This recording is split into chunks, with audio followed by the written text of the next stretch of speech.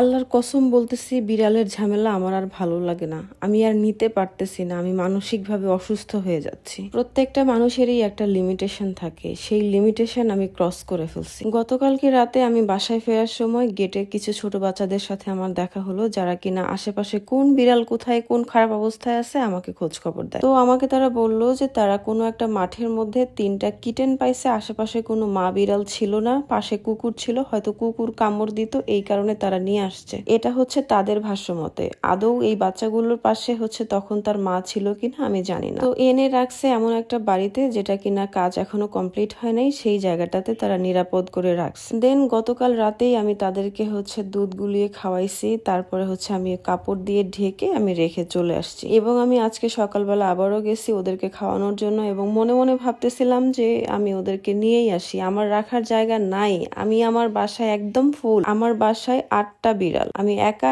8টা মানুষ বিড়াল সামলানো কতটা কঠিন সেটা শুধুমাত্র আমি বান্দা জানি। তারপরেও ভাবলাম আমি এনে আমার ওয়াশরুমে রাখি। ওয়াশরুম ছাড়া তো আমার রাখার জায়গা নাই, আর ওয়াশরুমে রাখবো এটা শুনলেও আপনারা আমাকে গালাগালি করেন। মানুষের লিমিটেশন আপনারা বুঝতে চান না। তো এসে দেখি বাচ্চাগুলোর এই অবস্থা, ঘাড়ের মধ্যে কে জানি কামড় দিছে এবং একটা বাচ্চা কোনো রকমে জীবিত আছে। ভিডিওর মধ্যে যে ছোট ছোট বাচ্চাগুলোকে দেখতে পাচ্ছেন, ওরা বলতেছিল যে আমরা তো একটু আগেও দেখে গেলাম যে বাচ্চাগুলো ঠিক আছে। একটু আগে বলতে ওরা কতক্ষণ আগে মিন করতেছে তা আমি জানি না, কিন্তু আমি গিয়ে দেখি বাচ্চাগুলোর শরীর মোটামুটি শক্ত হয়ে গেছে। আর এই কালো বাচ্চাটাকে আমি কিভাবে বাঁচাবো আমি জানি না। আমি বাসায় নিয়ে আসছি, আমি দেখি এখন ভেটে ফোনে কথা বলবো। আমার মনে হয় না আমি ওকে বাঁচাতে পারবো। এত ছোট বাচ্চা যে কিনা কিছুই খাওয়া শেখেনি, শুধুমাত্র চোখ ফুটছে। বিশ্বাস করেন আমি না একটু সুস্থ মানসিকতায় সুস্থ মানুষের মতো বাঁচতে চাই। আমার আর না এসবের ঝামেলা নিতে ভালো লাগে না। আমার রাখার জায়গা নাই, আমার অর্থনৈতিক সামর্থ্য সেরকম নাই, আমার ফ্যামিলি থেকে ওরকম কোনো সাপোর্ট নাই। মানে আমি